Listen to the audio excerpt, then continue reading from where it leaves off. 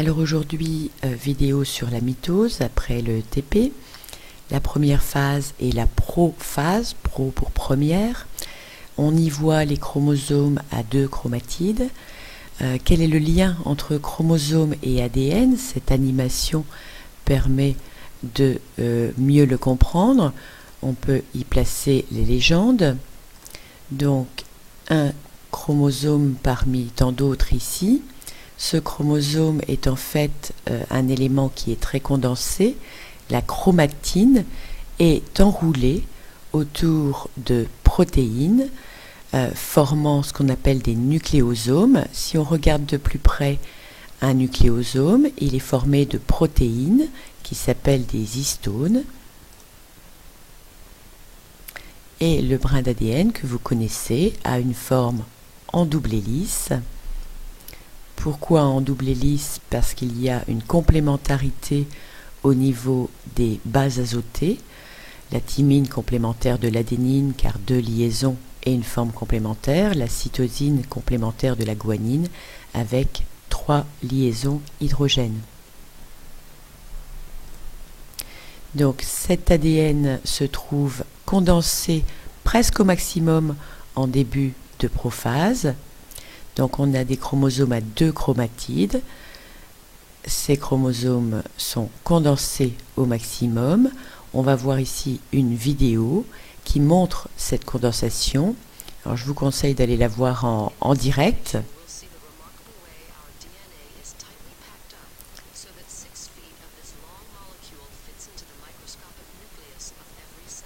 Donc la molécule d'ADN en double hélice.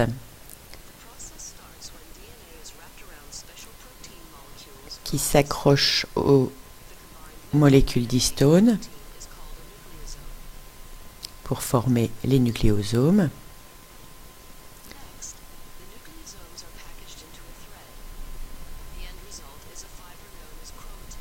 Ces nucléosomes s'enroulent eux-mêmes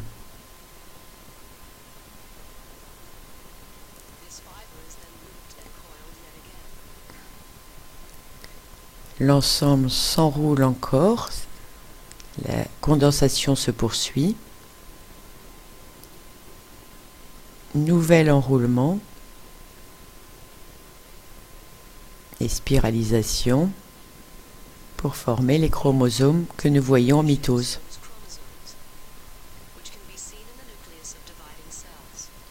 Donc dans le noyau d'une cellule, on voit toujours les chromosomes, toujours présents.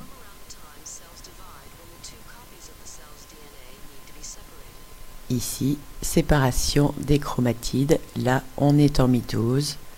On va revoir ces étapes les unes après les autres. Ici, l'enveloppe nucléaire est détruite. On est donc en fin de prophase. Comment voit-on qu'elle est détruite? Eh bien, parce que les chromosomes peuvent prendre toute la place dans la cellule. Ils ne sont plus limités à une petite boule quelque part dans la cellule. On passe ensuite à la phase où les chromosomes sont au milieu de la cellule. Méta pour milieu, c'est donc la métaphase. On peut dessiner un plan équatorial, c'est-à-dire une ligne imaginaire qui sépare la cellule à peu près au milieu. Les centromères des chromosomes, c'est-à-dire ceux qui relient les 2 chromatides, sont situés sur le plan équatorial. Ça, c'est très important à noter. En terminale, vous aurez une autre position des centromères pour un autre mécanisme de division. Les chromosomes ont toujours 2 chromatides. Et le fuseau de division est constitué de fibres élastiques qui ne sont pas visibles avec cette coloration. Je les ai donc ajoutées artificiellement. Ces fibres s'accrochent sur les centromères des chromosomes et elles vont ensuite tirer sur ces centromères. On arrive donc à l'anaphase avec séparation des chromatides de chaque chromosome. On a donc à chaque pôle de la cellule des chromosomes à une seule chromatide qui ont donc emporté la moitié de l'information génétique de la cellule initiale.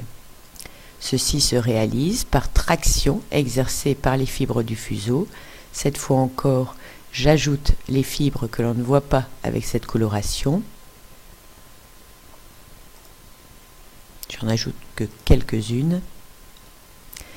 Enfin, nous arrivons à la dernière phase, la télophase.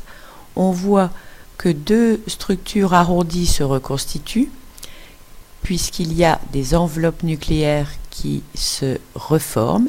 Ces enveloppes nucléaires sont transparentes, donc on ne les voit pas, mais on les imagine parce que les chromosomes sont cernés en fait par ces enveloppes.